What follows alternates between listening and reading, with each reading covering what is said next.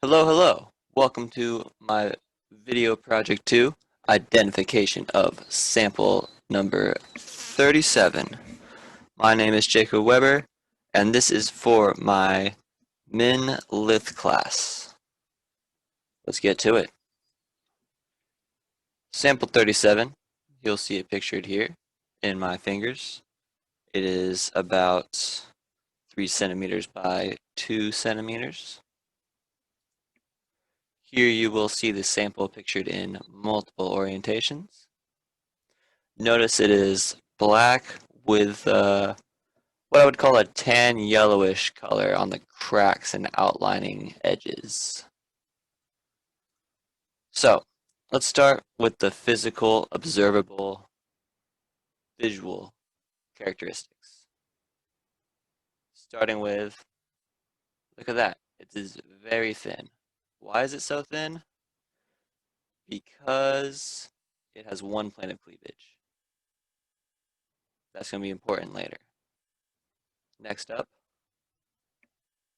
its platy habit. You're looking at it through a hand lens now, and you see these different plate formations that make up the larger plate that is the sample. Alright, it is opaque to translucent. Like, if you look at here, it is rather opaque, but upon closer inspection of the flakes, definitely translucent. Moving on, look at how vitreous this sample is. Here you see my finger is reflected in the sample. You'd almost say it's metallic, but it's not. And should note there are no striations on this sample. That might be important later. Let's go do some tests in the field on this sample. Figure out some of the more, what would you say? I'd say like physical properties, hardness, reaction to acid, that kind of thing. We'll be right back.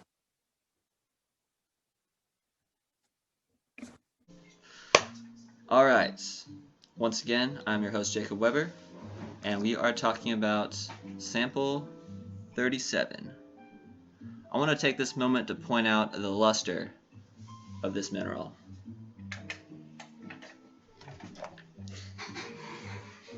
Alright, check this out, folks. Like I said before, very reflective. Definitely would call it vitreous. Almost would say metallic, but you can see it just isn't. Alright, now time to go over some other things, other features. Once again, I want to point out the cleavage of this item. Very clearly one plane of cleavage. And, as I said before, the platiness. And let's jump right into the hardness, the real science. Alright, let's start off with a fingernail. Let's see if I can get a good angle on that. You guys might even be able to hear that being scratched. Look at that thing. This is not hard at all, but just for the sake of science, let's continue. Alright. Penny. Definite scratch. But we shall continue. Nail. Also, definite scratch. Piece of glass. Nothing, folks. And this reminds me, I forgot to talk about one of the most notable features of this mineral. Its flexibility. You're not going to see this in a lot of minerals. This is how you can identify this in the field. This thing could bend. Look at that. You gotta be careful not to break it. Sample 37. We're gonna figure this out. Oh, and one more thing, just to cover all our bases. We're gonna bust out the dilute HCl. Put a few drops of that on this thing. This is dilute HCl. The real stuff, far too dangerous.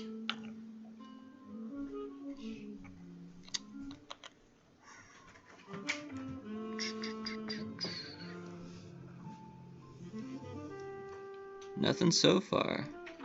Let's give it a second. Yeah, definitely no reaction with the HCl. That's going to narrow the what it could be quite a lot. Actually, no, it's not going to narrow it very much. I misspoke. And just point out again, the color of this specific sample, very much so black, appears opaque except on the edges.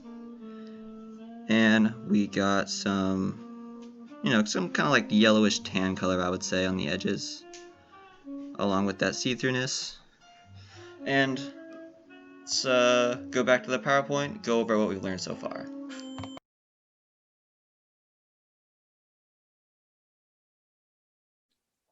Alright, we've done some tests, we've gathered some data. Now it's time to compile that data, test it, or, put it into this flowchart, which could not recommend enough for this mineralogy class. Gotta have the flowcharts. So, start with the basics. This mineral, it's black with tan borders. So we're going to be using this non-metallic luster dark color chart. Should remind you guys it was non-metallic vitreous luster. The mineral was opaque, but individual flakes seem translucent. That doesn't get us anywhere on the flowchart. Let's move on. The hardness was softer than a fingernail. This is going to be very important. Check this out. Boom. That eliminates like half our minerals right there. Only got 5 it could possibly be. Hardness tests are very important when identifying minerals. One of the most important aspects of IDing a hand sample. Next up, cleavage.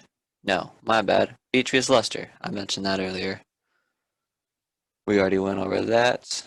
We got, it was non-reactive and with HCl. You all remember that. No striations. It was flexible. And, yes, it had one plane of cleavage. Going under good cleavage. And look at that. You saw it here first, folks.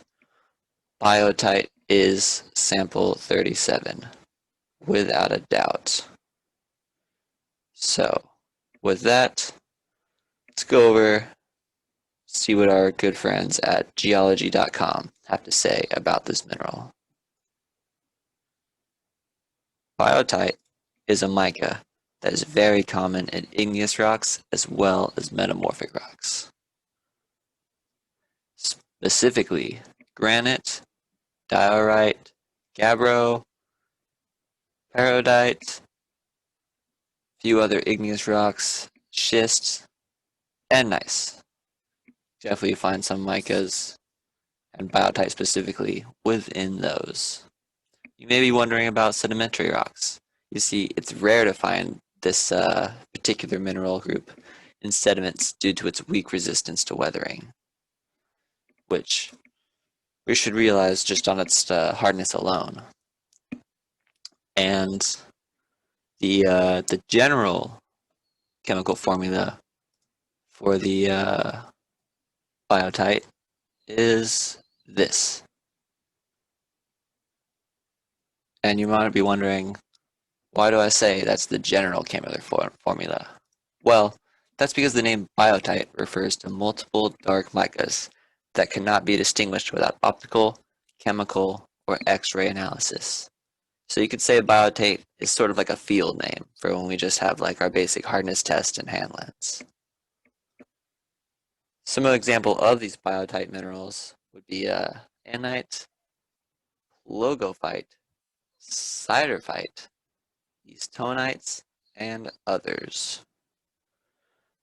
Now, the mineral I sometimes mix this one up with is muscovite. It's another flaky mica, I want to say. One good way I would tell this apart from a muscovite is it's much darker. I believe it's a little more flexible. Don't quote me on that. A good way to remember that biotite is the darker one is it starts with B like basalt, which is also darker. So remember, so they don't have anything to do with each other. I'm just saying. Biotite, dark, muscovite, light. That is a good way to distinguish it. And then obviously its very single plane of cleavage would be a good way to distinguish it from other dark minerals. Moving on, some things that this commercial uses, we'll say, for this mineral would be grinding it up and using it as a filler in paints, which you could see if you feel the texture of it. It kind of feels like a chip of dried paint. And, you know, that's going to do it, folks. Once again, this was my video 2 project where we successfully identified MinLith sample 37 and ID'd it as a biotite. Have a great day. Goodbye.